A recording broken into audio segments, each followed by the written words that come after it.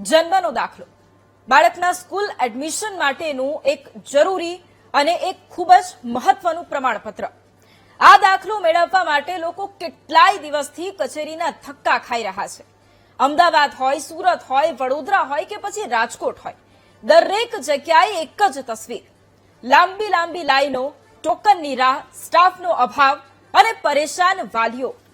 આજે વાલીઓને લાગી રહ્યું છે કે સરકારી કામ એ ધીરજની પરીક્ષા છે. એક તરફ સરકાર નવા નિયમો લાગુ કરે છે, તો બીજી તરફ એ નિયમોના અમલ માટે જરૂરી વ્યવસ્થા જ નથી જોવા મળતી. પરિણામે પોતાના કામ ધંધા છોડીને લોકો કલાકો સુધી લાઈનમાં ઉભા રહેવા મજબૂર થાય છે અને છતાંય કામની કોઈ ખાતરી નથી. હવે લાગે છે કે સરકારી કામ એટલે સામાન્ય માણસની કસોટી. લોકોનું કામ સમયસર નથી થતું, સ્ટાફની અછત, મર્યાદિત કામકાજના કલાકો અને અધૂરી વ્યવસ્થાનો એ બોજ હવે સીધો જ સામાન્ય નાગરિક પર પડી રહ્યો છે. પ્રશ્ન માત્ર એક દાખલાનો નથી. પ્રશ્ન એ છે કે શું સરકારી વ્યવસ્થા લોકોની જરૂરિયાત મુજબ ચાલે છે કે લોકોને જ આ વ્યવસ્થા પ્રમાણે જીવવું પડે છે? વાલીઓ જન્મના દાખલા કઢાવવા માટે ધક્કા ખાઈ રહ્યા છે, પણ એમને જવાબ એક જ મળે છે: કાલે આવજો, ટોકન લઈ જજો, સમય પૂરો થઈ ગયો. વ્યક્તિને એક દસ્તાવેજ મેળવવા માટે કેટલો સંઘર્ષ થાય છે, વાત તેની કરવી છે. સરકાર લોકોની સુવિધા માટે નિયમો બનાવે છે, પરંતુ જ્યારે એ જ નિયમો લોકો માટે મુશ્કેલીનું કારણ બની જાય ત્યારે સવાલો અનેક થાય. સ્કૂલમાં અંગ્રેજીમાં દાખલો માંગવામાં આવે છે. જૂના દાખલા છે તે મોટા ભાગે ગુજરાતીમાં છે. દાખલામાં સુધારા માટે વાલીઓને કહેવામાં આવે એટલે સ્વાભાવિક છે કે વાલીઓ કચેરીના ધક્કે ચડે. વસ્તીના પ્રમાણમાં સરકારી કચેરીઓમાં પૂરતી સિસ્ટમ નથી. સરકારી વેબસાઇટોના સર્વર વારંવાર ક્રેશ થઈ જાય છે. માતા પિતા સરકારી કચેરીઓમાં ભટકતા રહે છે. ત્યારે સવાલ એ ઉભો થાય કે ખામી નિયમમાં છે કે પછી વ્યવસ્થામાં? સવાલ એ છે કે વહીવટી આયોજનનો અભાવ સામાન્ય નાગરિકે કેમ ભોગવવો પડે? કેમ લોકોએ રોજ ધક્કે ચડવું પડે? કરીશું આ બીજા મુદ્દે મહામંથન.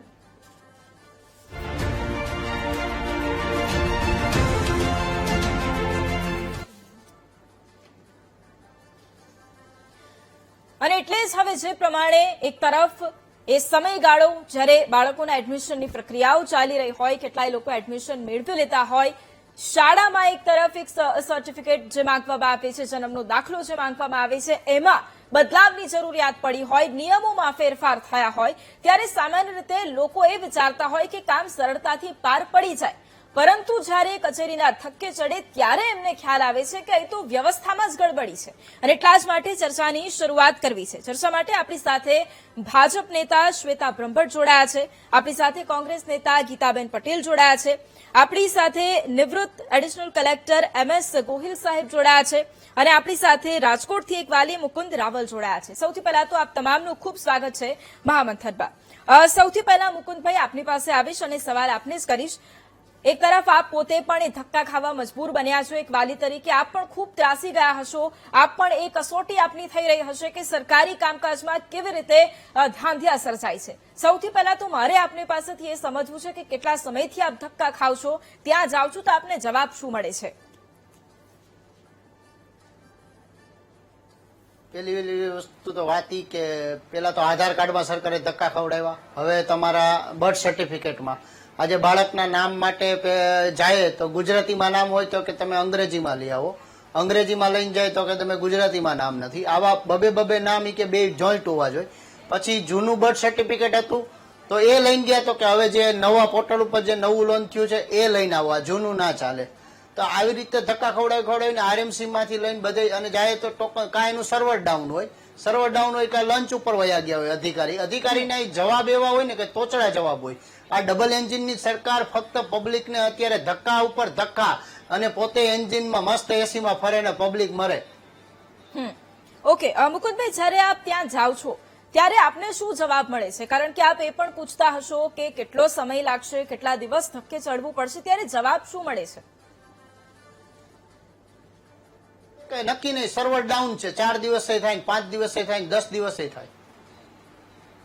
ઓકે, અને સામાન્ય રીતે જયારે આપ જાઓ છો ત્યારે કેટલી ભીડ હોય છે? બેન અમે 5-5 કલાક ઉભા રહીએ છીએ, છતાંય કોઈ રિસ્પોન્સ નથી. અહીંના મેયર આવીને ટોકન સિસ્ટમ કરી ગયા તો એમાં બી ગડબડ કરે છે. એમાં બી ટોકન સિસ્ટમમાં વારો નથી આવતો, કે સર્વર ડાઉન, કે અધિકારી વયા જાય બીજા કામમાં વયા જાય, વસ્તી ગણતરીમાં મોકલી દીધા હોય. અહીંયા પબ્લિકને તો ઊભું જ રહેવાનું ને સાહેબ. બેન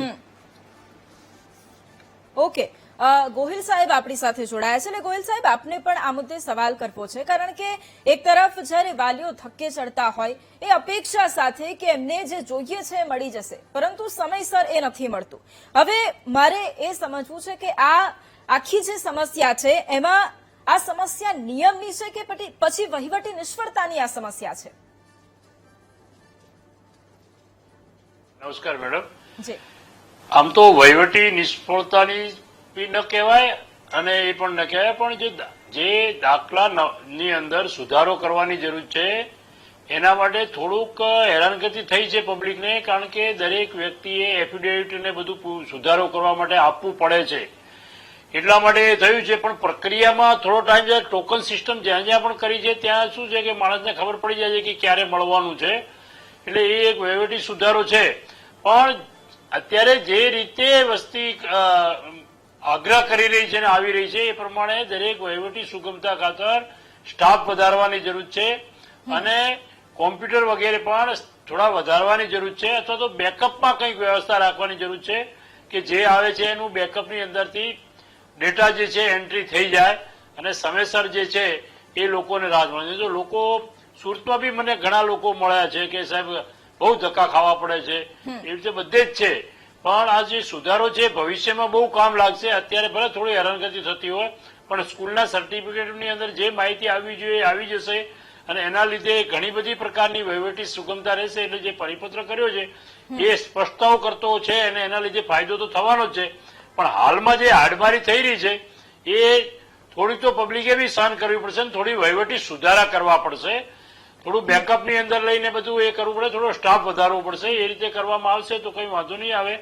અને આજે દર વખતે દરેક ચોમાસાના ટાઈમે અથવા તો સ્કૂલો જયારે ઉગડે છે ત્યારે અથવા સ્કોલરશીપનો ટાઈમ હોય છે ત્યારે ખૂબ જ રસ હોય છે. એટલે આ એક સિઝનલ રસ છે, એટલે થોડા ટાઈમમાં એ પ્રોબ્લેમ સોલ્વ થઈ જશે.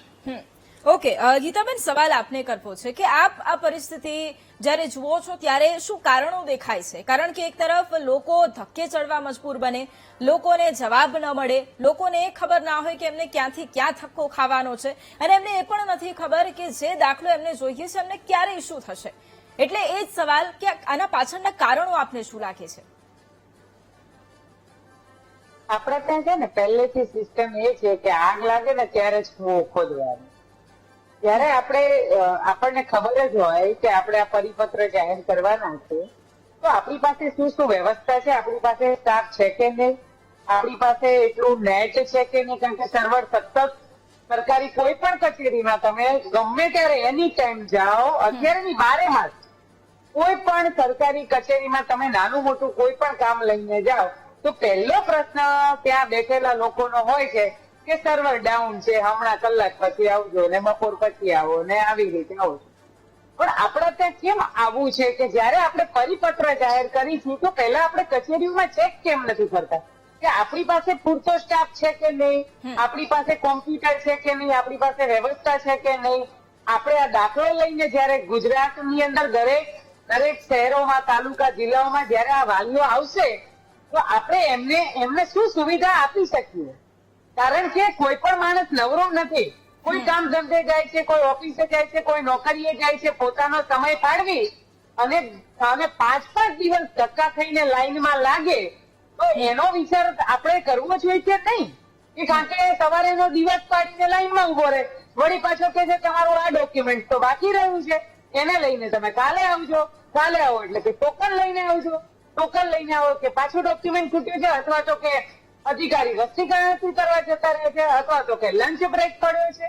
એટલે આવી પરિસ્થિતિનો સામનો સામાન્ય માણસે જ કેમ કરવાનો? આ પરિસ્થિતિનો સામનો આવો વાલીઓને જ કરવાનો. અને આપણને ખબર છે કે સ્કૂલો ખુલ્યા પછી આપણે જયારે પરિપત્ર ડિક્લેર કરીએ છીએ તો દાખલાના પ્રશ્નોને લઈ અને પબ્લિક આવવાની જ છે, પ્રચારો થવાનો જ છે. તો આપણને એટલી કોમન સેન્સ તો હોય ને કે આપણે આટલો ભરાવો થશે તો આપણી તૈયારી શું છે? આ તો પબ્લિકને કોઈ પણ સંજોગોમાં લાઈનો ઉભા રાખવાની આ સરકારને ટેવ પડી ગઈ. ઓકે બીજું કાંઈ જ છે નહીં. હા શ્વેતાબેન, હવે સવાલ મારે આપને કરવો છે, કારણ કે ગઈકાલે પણ એક એવી ચર્ચા અમે કરી કે જ્યાં જે કંડક્ટરની ભરતી માટે જે લોકો તૈયાર થઈ રહ્યા છે એ ઉમેદવારો લાયસન્સ માટે લાઈનમાં ઉભા રહે છે, કારણ કે ત્યાં સર્વર છે એ ઠપ્પ થઈ જાય છે.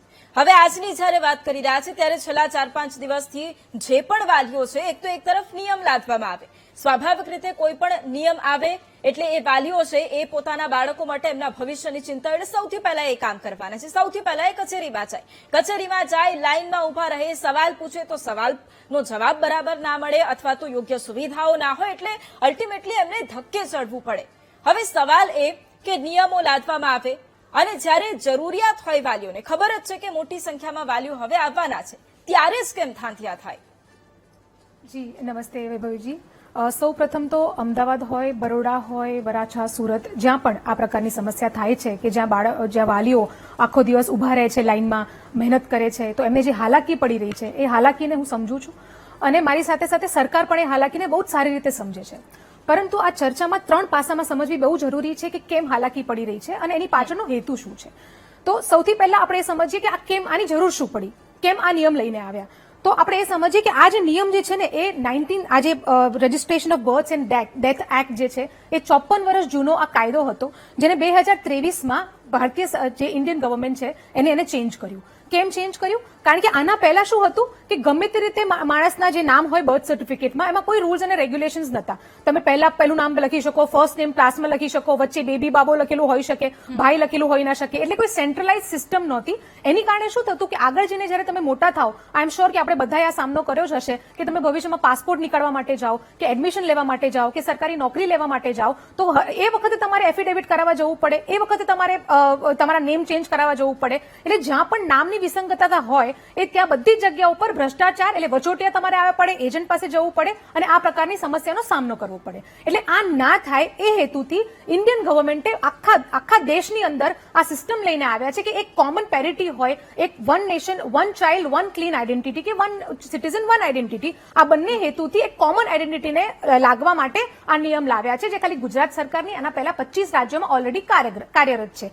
આપણી સરકારે 2025માં ગુજરાત સરકારે આનું જે નોટિફિકેશન બહાર પાડ્યું અને એના અંતર્ગત એક ફોર્મેટ આપ્યું. હવે એ થયું અને એના માટે જે ચેન્જીસ આવી રહ્યા છે એટલા માટે આ આપણે એકદમ સિઝનલ રશ, જેમ ગોહિલ સરે કીધું કે એક સિઝનલ રશ છે કે એક સાથે આ જયારે ધસારો થઈ રહ્યો છે એની કારણે આપણને આ મુસીબતનો સામનો કરવો પડી રહ્યો છે. પરંતુ આનો જે હેતુ જે છે એ હેતુ એ બાળકને આગળ જઈને 20 વર્ષ પછી 15 વર્ષ પછી કોઈ પણ પ્રકારની આ મુસીબતોનો સામનો ના કરવો પડે, ભ્રષ્ટાચાર ઘટી શકે, એ હેતુથી એક પેરિટી લાવવા માટે આ કાર્ય થઈ રહ્યા છે. હવે તમારો મૂળ પ્રશ્ન આજનો એ છે કે તો શું થઈ રહ્યું છે. સૌથી પહેલા તો હું બિલકુલ દિલગીર છું આપણે જે વાલી જે છે મુકુંદભાઈ એમની વાતથી કે અગર કોઈ અધિકારી આપને રૂટલી જવાબ આપે છે તો બિલકુલ ના ચલાવી લેવું જોઈએ, ખોટી વસ્તુ છે, એવી રીતે જવાબ ના જ આપવો જોઈએ. એમને ખબર હોવી જોઈએ કે હું અહીંયા આવ્યો છું તો મારું કામ કેટલા દિવસમાં પતવાનું છે કે શું પ્રોસિજર છે, એ બધા જ અધિકારીઓ કરવું જ જોઈએ અને એની માટે જે પગલાં છે એ હું તંત્રને પણ વિનંતી કરીશ કે લેવા જ જોઈએ. પણ એની સાથે સાથે આપણે એમ વિચારીએ કે બીજું શું થઈ રહ્યું છે. તો એક વસ્તુ આપણે એમ સમજીએ, જેમ એમને વાત કરી કે જેમ આધાર કાર્ડમાં લાઈનમાં આપણે ઉભા રહ્યા, તો પહેલા પણ શું થયું કે સ્ટાર્ટિંગમાં તમારે આધાર કાર્ડમાં કદાચ અંગૂઠો આપવા માટે, તમારું ફિંગરપ્રિન્ટ્સ કે બાયોમેટ્રિક્સ આપવા માટે તમારે 1-2 વખત કદાચ ધક્કા ખાવા પડ્યા હશે. પણ એના પછી તમે જુઓ કે બધું હવે ઓનલાઈન થઈ ગયું છે. તમારે નેમ ચેન્જ કરવું હોય કે કંઈ પણ કરવું હોય તમારે હવે ધક્કા નથી ખાવા પડતા, એ તમારું સ્ટ્રીમલાઇન થઈ ગયું. તો મેઇન વસ્તુ એમ છે કે અત્યારે આ જે પણ જે ઇશ્યુઝ જે છે એક ટેમ્પરરી છે અને બીજી વસ્તુ કે કારણ કે આ સેન્ટ્રલાઇઝ છે વૈભવીજી, એટલે આઈડી જેને જનરેટ થતા હોય એ નેશનલી થતા હોય, એટલે જે સ્ટાફ જે છે એને જે વધારવાનું કામ છે તો થશે જ. પણ એની સાથે સાથે ગુજરાત સરકારે સેન્ટ્રલ ગવર્મેન્ટને પણ રિક્વેસ્ટ કરી છે કે વધારે આઈડીઝ મળે તો આપણે આને વધારે ક્વિકલી કરી શકીએ. પણ આપે જે વાત કરી કે આનો હેતુ આનો ઉદ્દેશ્ય ખૂબ જ સારો છે, પણ એની સામે એટલી સવલત જ નથી. બે બારી હોય તો હજારો લોકો જયારે ત્યાં જશે તો ત્યાં કામ નથી જ થઈ શકવાનું, એ વાસ્તવિકતા છે, એનાથી કોઈ ભાગી ન શકે. તો એવું નથી લાગતું કે સૌથી પહેલા તો એ વ્યવસ્થાપન બરાબર હોવું જોઈએ, પછી આની ઉપર કોઈ કામગીરી થવી જોઈએ કે જેથી વાલીઓ પણ, હવે જે લોકો જાય છે સામાન્ય માણસો જ છે, એ સામાન્ય માણસો સવારે વહેલા લાઈનમાં ઉભા રહે, એક દિવસ એમનો પડે, બીજા દિવસ એમને બોલાવે, 4 દિવસ જો એ વ્યક્તિ, તમે વિચારી લો કે 4 દિવસનો એનો જો પગાર નહીં આવે તો એને તો ફટકો છે, એને તો નુકસાન જ થવાનું છે. તો એની જવાબદારી કોની? જી વૈભવી, જેમ મેં કહ્યું કે આ જે છે એ સિઝનલ રશ છે. સિઝનલ રશ એટલે તમે કોઈક વસ્તુ જ્યારે કોઈ ટેમ્પરરી થોડા દિવસો માટે કરવાનું હોય તો એની માટે પરમનન્ટ સ્ટાફ ના રિક્રુટ કરવામાં આવે. આપનો જે એક્ઝિસ્ટિંગ સ્ટાફ જે છે એનો કદાચ ભાર વધી જાય, એને ઓવરટાઈમ કરવામાં આપવાનું કહી શકાય, એને તમે એ કરી શકો, એ થઈ શકે. પણ તમે ગમે તે પરિસ્થિતિની અંદર આ ધસારો તો ક્યારે પણ રહેવાનો જ હતો, તમે ક્યારે પણ કર્યું હોત તો. પણ સમજવાની એક વસ્તુ એટલી જ છે કે એક ટેમ્પરરી રશ જે છે જેની માટે પણ એક્શન્સ લેવામાં આવી રહ્યા છે. બધા જ મ્યુનિસિપલ કમિશનર્સને પણ ગઈકાલે, આજની આપણે અમદાવાદની વાત કરીએ તો આજે પણ મારી વાત થઈ ત્યાં આગળ કે ગઈકાલે જ નિર્દેશ આપી દેવામાં આવ્યો છે કે જે કંઈ પણ કરવું પડે યુદ્ધના ધોરણ ઉપર પબ્લિકને કોઈ પણ પ્રકારની હેરાનગતિ ના થાય. એ પણ, અને સાથે એક બીજો પોઈન્ટ એ પણ કહું કે સ્કૂલ્સને પણ, એજ્યુકેશન આપણા જે બે ડિપાર્ટમેન્ટને પણ સમન્વય કરવામાં આવ્યું છે કે એ લોકોને પણ તાકીદ કરવામાં આવે કે એ લોકો પણ ગ્રેસ પીરિયડ વાલીને આપે કે વાલી પર એટલું દબાણ ના પડે. ઓકે. મુકુંદભાઈ, સવાલ આપને કરવો છે. શું શ્વેતાબેને જે વાત કરી, આપ એ વાત સાથે સહમત થાવ છો કે જ્યારે આપ જુઓ છો ત્યારે પરિસ્થિતિ કંઈક અલગ જ છે? બેન, અને બીજું કે બેને એવી વાત કરી કે આધાર કાર્ડમાં નામ ચેન્જ ઓનલાઈન થાય તો કોઈ એવી ફેસિલિટી છે નહીં. ધક્કા ન્યા જ ખાવા પડે છે. સરનેમ આગળ પાછળ કરવામાં બી હજારો પ્રૂફ માંગે છે. આ લોકોએ કોઈ એવા કેમ્પ રાખવા જોઈએ, સોસાયટીમાં ઘરે જઈને એવા કેમ્પ રાખવા જોઈએ, સ્કૂલમાં કેમ્પ રાખવા જોઈએ.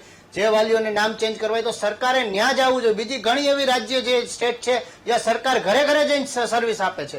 તો આપણે તો આ જનતાના સેવક છે, આપણા પૈસાના ટેક્સના પૈસા લોકો ચૂંટાયેલા છે, તો એ લોકોને ફેસિલિટી બધી મળે છે. એના છોકરાઓને અમેરિકા સુધી જવાની ફેસિલિટી મળે છે, પણ આપણા જ બાળકોને અહીંયા ધક્કા ખાવાના, વાલીઓને બેસવાનું, આ સિસ્ટમ આપણા ઇન્ડિયામાં જ છે ને આ સરકારમાં જ છે. ઓકે. અને આપની સાથે જેટલા પણ વાલીઓ આવતા હશે, આપ ત્યાં લોકોને મળતા હશો, એમનું શું કહેવું છે? કારણ કે આપ 4 દિવસથી જઈ રહ્યા છો, અલગ અલગ લોકોને મળતા હશો, એ પણ એ જ દુવિધામાં હશે કે અમારું કામ ક્યારે થશે. એટલે એ વાલીઓ પણ શું કહે છે? ચોક્કસ બેન, એ વાલીઓ બી બેઠા હોય છે, કારણ કે જાય છીએ ફોર્મના કાગળિયા આપીએ આપણે. પેલા જૂનું બર્થ સર્ટિફિકેટ દેવાનું, પાછું એનું ભેગું છોકરાનું નામ ચેન્જ, નવું આખું નામ લખવું હોય પિતા સહિત તો આધાર કાર્ડ દેવાનું. આધાર કાર્ડ દો એટલે એમ કે આવો તમે 4 દી પછી જાય તો એમ કે સર્વર ડાઉન છે, હજી તમારું થયું નથી, ઓનલાઈન પોર્ટલમાં ચડ્યું નથી.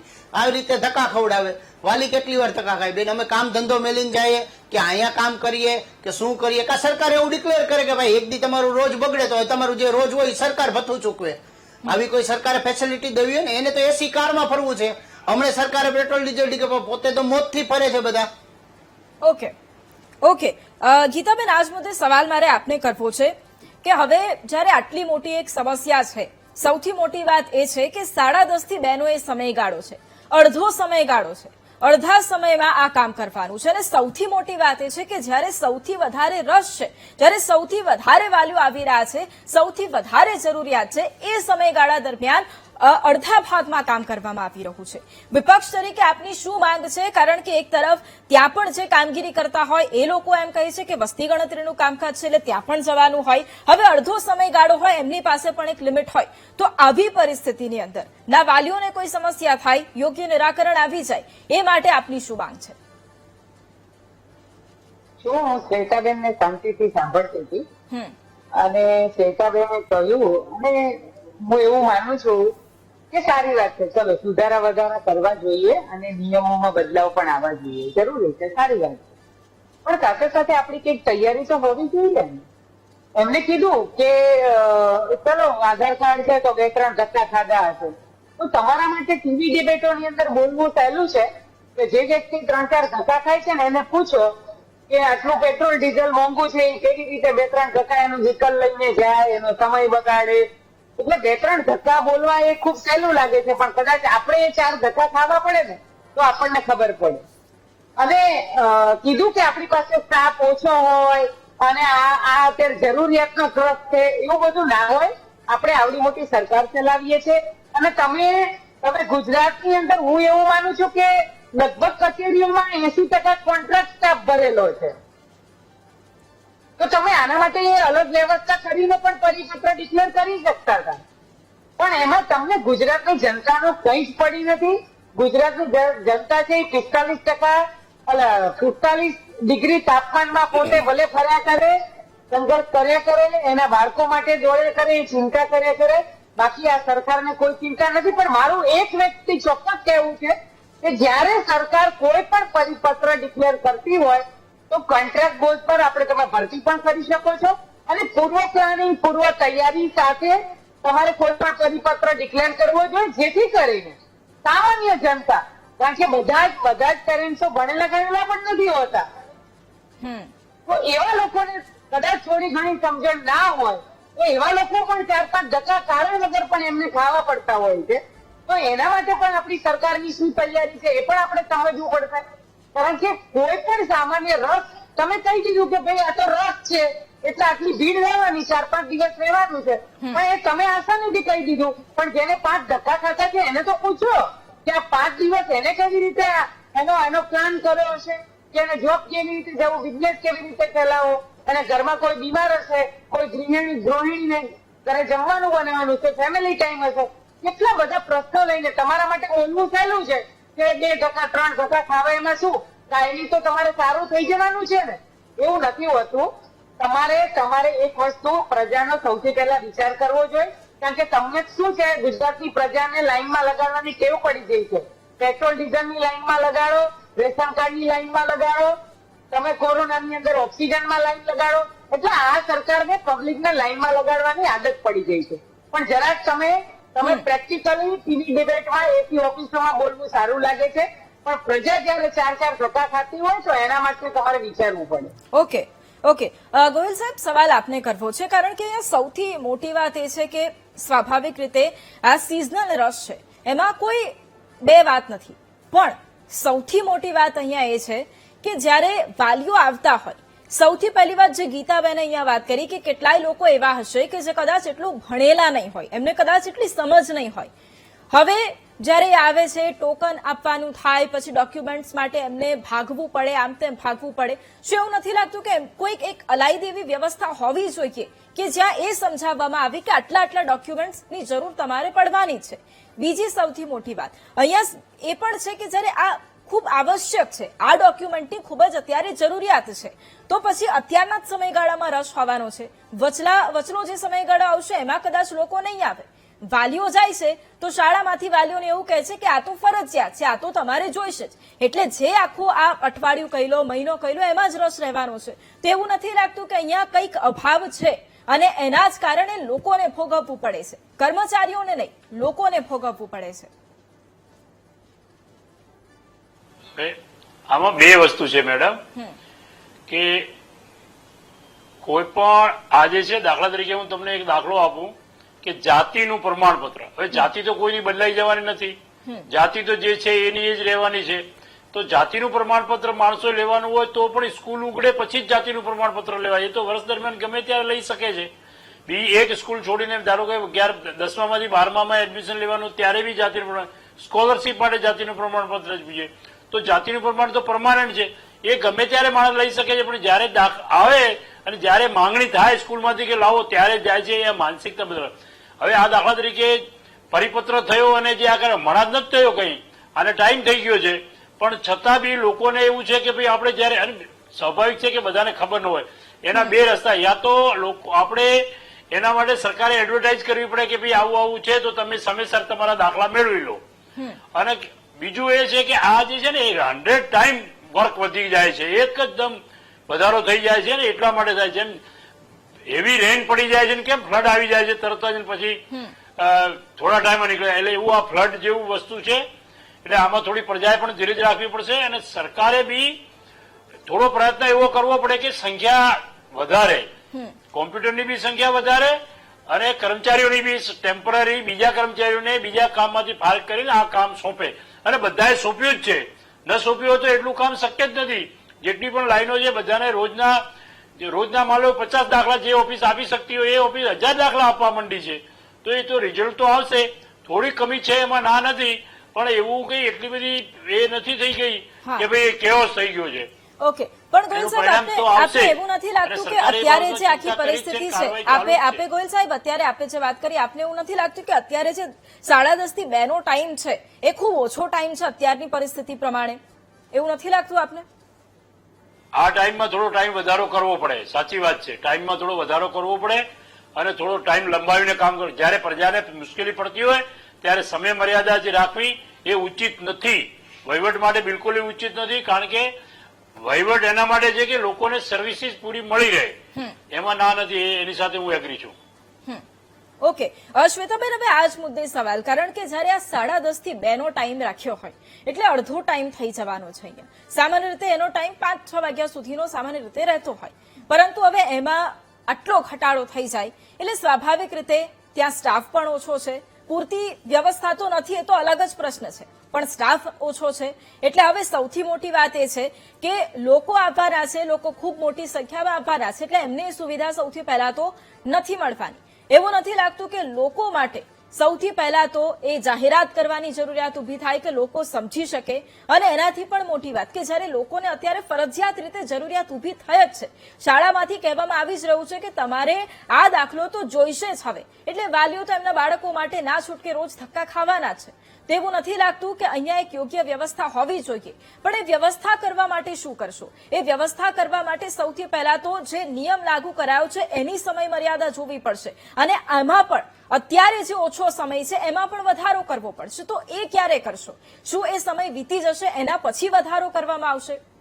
જી બિલકુલ વૈભવીજી, આપની અને ગોયલ સર બંનેની વાતથી બિલકુલ સહેમત છું. અગર આનો જે ટાઈમ ફિક્સ છે ને એના પછી જો તંત્ર જે અધિકારી જે કામ નથી કરતા તો એમાં બિલકુલ ટાઈમ વધારવા માટે કરવું જ જોઈએ, અને હું પણ મારી રીતે એની ઉપર આગળ જે પણ મારે મેસેજ પહોંચાડવાનો છે જરૂરથી પહોંચાડીશ. પણ એની સાથે સાથે બીજા જે 2 મુદ્દા જે છે એને પણ મારે ટૂંકમાં કહી દેવા છે.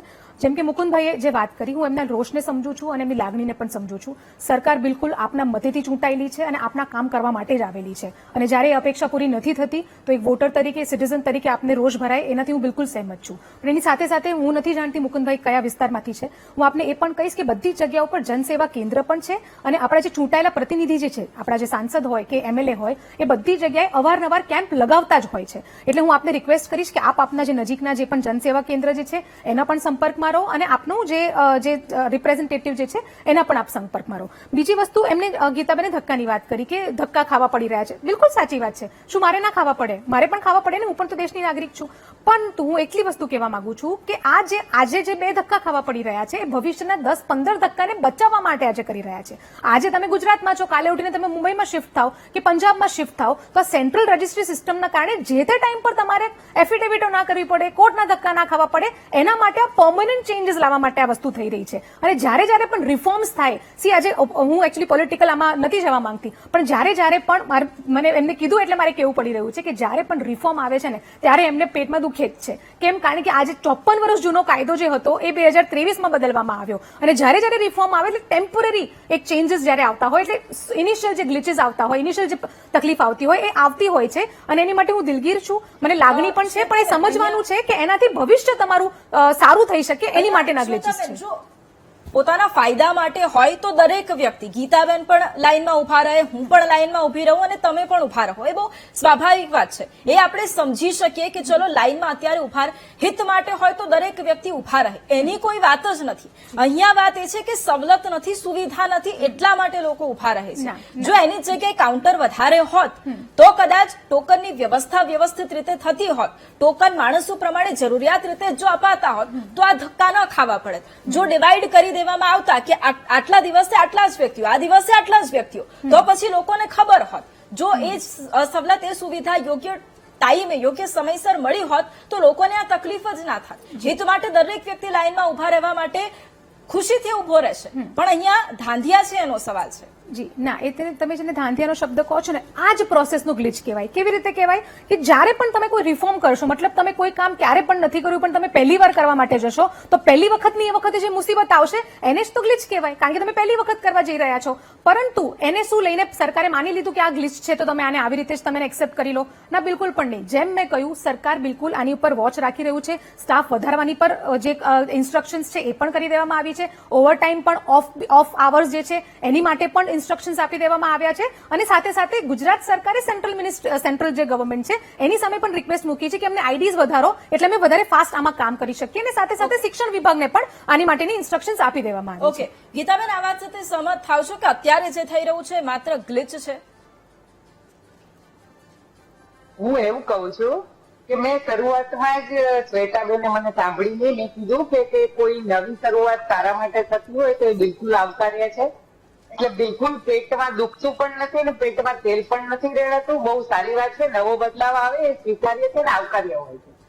પણ એના માટે સામાન્ય માણસ, સામાન્ય આપણે નોલેજની વાત કરીએ કે કોઈ પણ શરૂઆતમાં આપણા ઘરે કોઈ ગેસ્ટ આવતા હોય તો આપણે બે લોકો આપણે ત્યાં કામ કરતા હોય એને કઈ ભાઈ થોડો વહેલો આવી જશે ને આજે ગેસ્ટ આવવાના છે. એક આ સામાન્ય બુદ્ધિ સામાન્ય નોલેજ ની વાત છે. આમાં કોઈ પેટમાં તેલ નથી દેવાતું, કોઈ નથી. પણ આપણે જયારે કોઈ શરૂઆત કરતા હોય તો આપણને એટલી તો કમસે કમ ખબર હોય કે આ દાખલાઓ માટે કે આપણે પરિપત્ર ડિક્લેર કર્યા પછી આ વસ્તુનો આપણે સામનો કરવો પડશે તો એની આપણે તૈયારી શું કરી રહ્યા છીએ. આપણે ઇલેક્શન ટાઈમે દરેક સ્કૂલોની અંદર બૂથ પર આખી ટીમ ગોઠવી દઈએ છીએ Okay. કારણ કે ત્યારે આપણે મતોની જરૂર છે અને ઓકે જ્યારે પ્રજાને ગીતાબેન, હવે આપણી આપને જરૂર અટકાઈશ છે, કારણ કે ત્યારે વડોદરાથી એક વાલી કૈલાશ સૂર્યવંશી આપણી સાથે જોડાયા છે. કૈલાશભાઈ, આપનું ખૂબ સ્વાગત છે મહામંથનમાં. કૈલાશભાઈ, કારણ કે મુકુંદભાઈ રાજકોટથી જોડાયા એટલે મેં એમને પહેલા જ સવાલ કર્યો કે શું પરિસ્થિતિ છે ત્યાં રાજકોટમાં જ્યારે આ દાખલા માટે જઈ રહ્યા છે. મારે આપની પાસેથી પણ એ જ જાણવું છે કે કેટલા દિવસથી આપ ધક્કા ખાવ છો, આપ જ્યારે ત્યાં જાઓ છો ત્યારે કેટલી મુશ્કેલી વેઠવી પડે છે અને ત્યાં જવાબ શું મળે છે? સૌથી પહેલા તો તમે મને બોલાય એનો તમારો ખૂબ ખૂબ આભાર. જી, આમાં જન્મ મરણ જે શાખા હોય છે એમાં અત્યારે નવા નવા જે નિયમો અત્યારે જે આવ્યા છે, મેં મારી પોતાની દીકરી માટે જ હું ગયો હતો અને એમાં ગયો એટલે એ લોકોએ બધા નવા બધા નિયમ ચાલુ કર્યા. પહેલા શરૂઆતમાં તમારું સરનેમ જે છે આગળ છે, હવે એ તમારે ચેન્જ કરીને તમારે પાછળ લઈ જવાનું છે. પછી એમાં આખું પૂરેપૂરું નામ જોઈએ છે, માતાનું નામ પૂરેપૂરું જોઈએ છે, પિતાનું નામ પૂરેપૂરું જોઈએ છે. એમાં પાછા એક સ્પેલિંગ મિસ્ટેક હોય તોય તમે સાહેબની સહીઓ કરાયેલા. આવા અલગ રોજના અલગ બધા નિયમો કાઢતા હોય છે. હવે આ પ્રજા તો ખરા, પછી અમારા જેવા અરજદાર બી કેટલા બધા હેરાન પરેશાન. પછી સવારથી લાઈનમાં આવવાનું, ટોકન નંબર આપે, ટોકન નંબર આપ્યા પછી 3-4 કલાક ધક્કા ખાવાના. પછી ધક્કા ખાધા પછી તમારે પૈસા ભરવાના, આખું નામ કરો, એ લાઈન છોડીને પાછા બીજી જગ્યા ઉભા રહો, પાછા પૈસા ભરવા માટે બીજી લાઈનમાં ઉભું રહેવાનું. પાછા એમાં જે અત્યારે નવા જે માણસો આવ્યા છે જે કોમ્પ્યુટર પર બેસે છે એમને કશો ખ્યાલ તો હોતો જ નથી અત્યારની જે નવી ભરતીમાં. તો એ લોકો એક નામ માટે તમને ધર્મના ધક્કા ખવડાવે છે.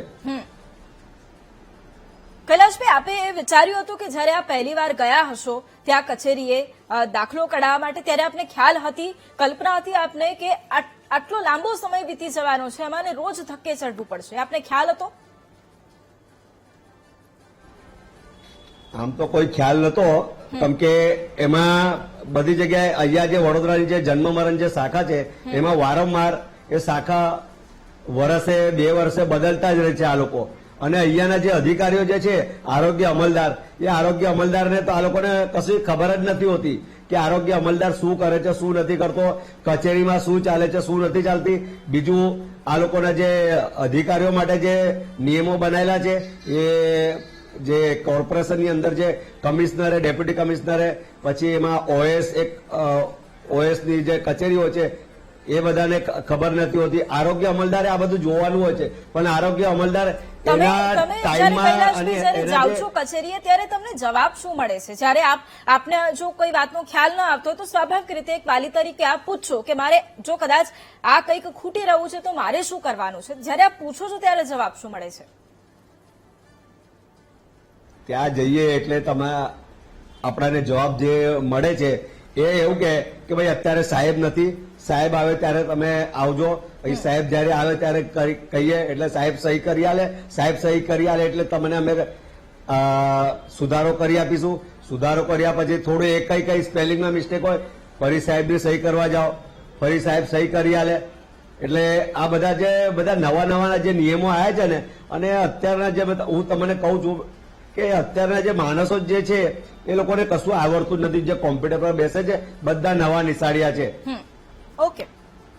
ઓકે, એટલા માટે એક વાલી તરીકે આપને પણ ખૂબ સમસ્યા છે અને એટલા જ માટે આ ચર્ચાને આગળ યથાવત પણ રાખવાની છે. સમજવાનું છે કે હવે જ્યારે આવી પરિસ્થિતિ છે ત્યારે લોકો પણ અપેક્ષા રાખીને બેઠા છે કે એમને પણ શાંતિપૂર્વક રીતે રોજ એમને ન ભાગવું પડે, ધક્કે ન ચડવું પડે, પરંતુ આ જે સમસ્યા છે એનું નિરાકરણ વહેલી તકે આવી જાય એના માટે શું કરી. અને એક તરફ વાલીઓ એ કહી રહ્યા છે કે વારંવાર અમને ધક્કે ચડવું પડે છે, બીજી તરફ વિપક્ષ સરકાર પાસે જવાબ માંગે છે કે ક્યાં સુધી વાલીઓને ધક્કે ચડવું પડશે. વાલીઓ પણ અપેક્ષા અપેક્ષા સાથે બેઠા છે અને એટલા જ માટે ચર્ચાને આગળ પણ વધારવી છે. મુકુંદભાઈ, સવાલ મારે આપને કરવો છે, કારણ કે જે રીતે શ્વેતાબેને જે રીતે વાત કરી કે આપને ત્યાં જે જનપ્રતિનિધિ હોય એમના આપ સંપર્કમાં રહો, શું આપની પાસે અથવા આટલા દિવસથી જે સમસ્યા થઈ રહી છે, શું એમાં કોઈ પણ જનપ્રતિનિધિ ત્યાં આવ્યા છે, પૂછપરછ કરી છે કે ખરેખર શું સમસ્યા થઈ રહી છે? શું કોઈએ જાણકારી એવી લીધી છે? આપે કોઈનો સંપર્ક કર્યો છે? એવા ટાઈમે જ આવે છે, સોસાયટીમાં જમાડે, સોસાયટીમાં આ કરે, પણ અત્યારે કોઈ જનપ્રતિનિધિ હવે નહીં આવે, કારણ કે હવે 5 વર્ષ માટે તો ચૂંટાઈ ગયા. 5 વર્ષ પછી દેખાવ હું તમને એવા, તમે રાજકોટ RMC માં આવશો તો તમે અભણ વાલીઓ એવા છે, બિચારાઓને ફોર્મ ભરતા નથી આવડતા, એને આ અધિકારીઓ બહાર મોકલે, બહાર એક એજન્ટ બેહાડ્યો હોય, ઈ એજન્ટ એની પાસે 150, 200 રૂપિયા ફોર્મ ભરવાના લે. તમે વિચાર કરો, આટલી હદે કોઈ એને અંદર મદદ કરવા તૈયાર નથી કોઈ અધિકારી, એમનો કે આમાં આમ નામ લખી નાખો. જેમ ભાઈએ કૈલાસભાઈ વાત કરી, અક્ષર માટે ધક્કા ખવડાવે, વાલીનું મારું આધાર કાર્ડ હતું તો મારી અટક આગળ છે, તો હવે એ એમ કે તમારી અટક પેલા પાછળ કરાવો, પછી તમારું બર્થ સર્ટિફિકેટમાં નામ આવે બાળકનું. તો આવી રીતે જે માઇનોર ફેરફાર હોય એ તો પબ્લિક હાથે બી કરી શકવા જોઈએ, પણ આધાર કાર્ડમાં બી એટલા ધક્કા ખાવાના. ન્યા જાય એટલે એમ કે પેલા ચૂંટણી કાર્ડમાં કરાવી આવો, કારણ કે મારે બધું પેલા સરનેમ બધે પેલા હતી, ચૂંટણી કાર્ડમાં, આધાર કાર્ડમાં, પાસપોર્ટમાં, તો મારે બધું ફેરવવું પડ્યું. મારે પેલા એકડે ઘૂંટેથી પાછું એકડો ઘૂંટવો છેલ્લા કારણ કે શ્વેતાબેન જે પ્રમાણે અત્યારે કહી રહ્યા છે કે આગામી સમયમાં તકલીફ નહીં પડે, આપની શું માંગ છે? આવી રીતે હું કેટલા ધક્કા ખાવ? હા મુકુંદભાઈ, મારો અવાજ આવી રહ્યો છે? છેલ્લા આપની શું માંગ છે? 30 સેકન્ડમાં જવાબ. હા બેન, મારી તો માંગ એક જ છે કે સરકારે ઘરે ઘરે જઈને આ લોકોને આપવી જોઈએ સર્વિસ, કારણ કે ઘરે ઘરે જઈને જ આપવી જોઈએ. પબ્લિક એને ચૂંટાવ્યા છે, એ લોકો બધી ફેસિલિટી ભોગવે છે, પબ્લિકના સર્વન્ટ છે, અધિકારી હોય કે આ હોય, બધા પબ્લિકના નોકર જ છે આ. ઓકે, હવે કારણ કે મારે આપને પણ કૈલાશભાઈ 30 સેકન્ડમાં આપની પાસેથી જવાબ એ જોઈએ છે કે એક વાલી તરીકે આપ ખૂબ અત્યારે પરેશાન પણ હશો, આપના જેવા ઘણા એવા વાલીઓ હશે કે જે અત્યારે રોજ ધક્કે ચડતા હશે. આ જે આખી વ્યવસ્થા છે એમાં સુધારો લાવવા માટે અને વાલીઓને તકલીફ ન પડે, આપ પોતે પણ કારણ કે તકલીફ વેઠી ચૂક્યા છો, એટલે શું માંગ આપના તરફથી વહેલામાં વહેલી તકે આ સમસ્યાનું નિરાકરણ આવે એ માટે? આમાં અત્યારની હાલની જે પરિસ્થિતિ જે છે, જે જન્મ મરણ શાખામાં અને જે અત્યારે જે બધા નવા નવા નિયમો જે લાયા છે, એ નવા નવા નિયમોમાં હું તમને જે કહું છું તમારા ચેનલના માધ્યમથી, કે અત્યારે જે અર્બન હેલ્થ સેન્ટરની અંદર જે અત્યારે જે દાખલા છે, એ દાખલાની અંદર તમારે અત્યારે કોઈ બી જગ્યાએ જન્મ થયો હોય, સમજો કે એ વિસ્તારમાં કે કોઈ હોસ્પિટલમાં કે ઘરે, તો એ અર્બન હેલ્થ સેન્ટર એટલા દૂર દૂર છે કે 5-5, 6-6 કિલોમીટર દૂર દૂર છે. હવે એના અંદર તમારે જન્મના દાખલા તમને આલે, ડેથ સર્ટિફિકેટ આલે, તો એની અંદર તમારે એના અંદર જે ડોક્ટર સહી કરતા હોય છે, એ ડોક્ટર સહી કરે તો પેલા એમના જે કોમ્પ્યુટર ઓપરેટર હોય, હવે એ કોમ્પ્યુટર ઓપરેટર તમને એવું કે ડોક્ટર સાહેબ કે તો કરી આલો. ડોક્ટર સાહેબ કહેતા હોય છતાં પણ આ લોકો નથી કરતા. જે અત્યારના જે નવા જે ભરતીવાળા જે આવેલા છે, જે એમાં આરોગ્ય અમલદાર જે ખરેખર એ લોકોએ આરોગ્ય અમલદાર આ લોકોને જરા બરાબર સબક શીખવાડવો સવાલ જોઈએ. કરવો છે, કારણ કે હવે જયારે એક તરફ વાલીઓ પણ કંટાળ્યા હોય એ અપેક્ષા સાથે કે કંઈક સુધારો થવો જોઈએ આમાં, આપે પણ એ જણાવ્યું કે ક્યાંક કંઈક કચાશ છે, ક્યાંક અભાવ છે અને એના જ કારણે આ તકલીફ પડી રહી છે. છેલ્લા આપની શું વાત છે, શું માનવું છે કે અહીંયા શું કરવું જોઈએ આવી પરિસ્થિતિ છે ત્યારે? 30 સેકન્ડમાં જવાબ.